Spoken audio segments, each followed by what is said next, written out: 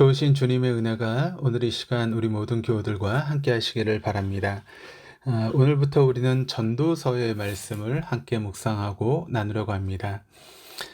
전도서는 전도서 1장 1절에서 알 수 있듯이 다윗의 아들 예루살렘 왕 전도자 그러니까 솔로몬이 기록한 말씀으로 하나님께서 솔로몬을 통해서 하신 말씀입니다. 전도서의 명칭과 관련해서는 한자어로는 도를 전하는 책이라고 하는 그런 의미인데, 이게 원래 히브리어 명칭은 스승, 설교자, 강연자 또는 모임에서 말하는 자라고 하는 뜻의 코엘렛이고, 헬라어로는 에클레시아스테스입니다. 문학 양식적으로는 전도서는 잠언과 같이 지혜 문학에 속하는 말씀으로 궁극적으로 사람에게 필요한 지혜가 무엇인지를 일깨워주는 말씀입니다. 곧 영혼을 건져 올리는 지혜가 무엇인지를 일깨워주는 지혜의 말씀인 것이죠. 그러므로 사람이 가져야 되는 참된 지혜를 갖고 있지 않다면 세상의 지혜는 복된 지혜가 아닙니다. 세상에서 돈을 벌게 하고 남보다 조금 편하고 누리며 살게 할지는 몰라도 영혼을 보장하지 못하는 지혜는 미련한 지혜요, 지나가는 지혜요, 속이는 지혜가 될 수 있는 것입니다. 그런데 얼마나 많은 사람들이 그런 속이는 지혜에 넘어가서 이 땅에서 많은 돈을 벌고 조금 편하게 사는 것을 대단한 것처럼 생각하는 경향이 있습니다. 그러나 그것은 영혼을 보장하지 못하는 어리석고 미련한 지혜라고 하는 것을 우리는 언제나 잊지 말아야 됩니다. 본문 2절입니다. 전도자가 이르되 헛되고 헛되며 헛되고 헛되니 모든 것이 헛되도다.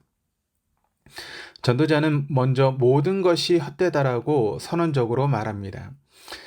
유진 피터슨의 메시지라고 하는 그런 성경을 보시면 이렇게 번역을 했습니다. 인생은 정말 허무하고 허무하다. 세상 만사가 너무 허무하다라고 번역을 했습니다. 듣기만 해도 참 허무하고 무의미한 생각이 들고 비관적이고 회의적이 됩니다.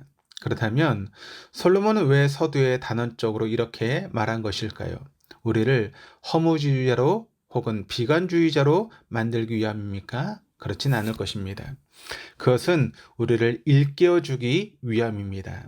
사람을 일깨워서 인생을 헛되이 살지 않게 하고 영혼을 놓치지 않게 하기 위함입니다. 바로 솔로몬은 험한 인생의 현실을 통해 상대적으로 영혼에 대해 더 강한 강조를 하고 있는 것이고, 사람에게는 영원한 현실이 있음을 증언하고 있는 것입니다. 그러므로 그림자같이 사라질 헛된 세상에 집착하지 말고 복되고 영광된 영혼에 이르는 지혜를 붙잡으라. 그 지혜의 길에 들어서라고 우리에게 말씀하고 있습니다. 그렇다면 그 지혜는 무엇이겠습니까? 3절에서 11절 말씀은 해 아래 새 것이 없다라고 말씀하고 있습니다. 또 9절에서 10절까지 말씀을 보시면 이미 있던 것이 후에 다시 있겠고 이미 한 일을 후에 다시 할지라. 해 아래는 새 것이 없나니 무엇을 가르쳐 이르기를 보라 이것이 새 것이라 할 것이 있으랴. 우리가 익히 오래전 세대들에도 이미 있었느니라. 곧 해는 떴다 다시 지고 바람은 돌고 돌아 제자리로 돌아오며 강물 또한 나온 곳으로 되돌아가서 다시 흘러가고 눈은 보아도 만족이 없고 귀는 들어도 채우지 못한다는 것입니다. 한마디로 세상에 새로운 것은 없고 사람을 만족시켜주는 것은 없다는 것입니다. 우리가 살고 있는 세상의 특징은 반복입니다. 유행처럼 모든 것이 반복됩니다. 낮과 밤이 반복되고 추위와 더위, 계절이 반복되고 피고 짐, 어둠과 이름, 가고 옴, 싸움과 평화 그 모든 것들이 반복되고 결국 나고 죽음이 반복되는 세상입니다.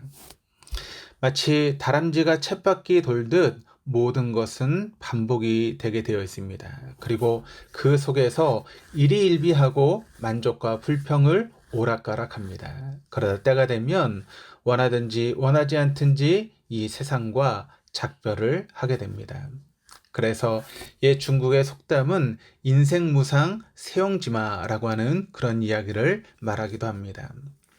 인생은 반복 속에 살고 지구가 돌듯 세상은 돌고 돕니다. 그런 이유로 사람들은 더 새로운 것을 추구합니다. 새로운 것을 탐구하고 새로운 것에 도전합니다. 그리고 새로운 것에서 새로운 성취감과 만족, 때로는 인생의 의미를 찾으려고 애를 씁니다. 요즘 여러분 얼마나 새로운 것들이 많이 나오고 있습니까? 전화기부터 시작해서 전자제품 혹은 자동차, 또 사람들이 추구하는 그런 놀이 문화라든가 정말 새로운 것들이 넘쳐나는 그런 시대인데 앞으로도 어떤 도전이 이루어지고 어떤 새로운 것이 발전될지 모릅니다. 멈추지 않는 것이 사람의 탐구이며 도전입니다. 그리고 그 속에서 새로운 의미와 만족을 찾으려고 하는 것이 인간들의 모습이죠. 더 자극적이고 감각적인 것에서 만족을 구합니다. 그러나 여전히 채워지지 않는 것이 사람의 마음이며 만족감입니다. 아무리 새로운 것을 많이 한다 하더라도, 새로운 것을 접한다 할지라도 우리 인간의 마음에는 만족이란 있을 수 없습니다. 12절 이하는 이런 사실을 우리에게 말해주고 있는데 12절과 13절 또 16절에서 18절을 읽겠습니다. 나 전도자는 예루살렘에서 이스라엘 왕이 되어 마음을 다하며 지혜를 써서 하늘 아래에서 행하는 모든 일을 연구하며 살핀즉 이는 괴로운 것이니 하나님이 인생들에게 주사 수고하게 하신 것이라. 내가 내 마음속으로 말하여 이르기를 보라 내가 크게 되고 지혜를 더 많이 얻었으므로 나보다 먼저 예루살렘에 있던 모든 사람들보다 낫다 하였나니 내 마음이 지혜와 지식을 많이 만나 보았음이로다. 내가 다시 지혜를 알고자 하며 미친 것들과 미련한 것들을 알고자 하여 마음을 썼으나 이것도 바람을 잡으려는 것인 줄을 깨달았도다. 지혜가 많으면 번뇌도 많으니 지식을 더하는 자는 근심을 더하느니라. 솔로몬은 이스라엘의 위대한 왕으로 당시 최고의 지혜와 과학적인 지식을 갖고 있었던 사람입니다. 당대 최고의 지혜와 지식의 정점에 있었던 인물이 바로 솔로몬이죠. 그럼에도 그는 끊임없이 새로운 지혜와 지식을 구했습니다. 세상에 찾을 수 있는 최고의 지혜와 지식을 구한 것입니다. 그러나 그것도 결국은 바람을 잡으려는 것뿐이며 도리어 번뇌와 혼돈만을 가중할 뿐이라는 것을 그의 인생을 통해 깨닫게 되었습니다.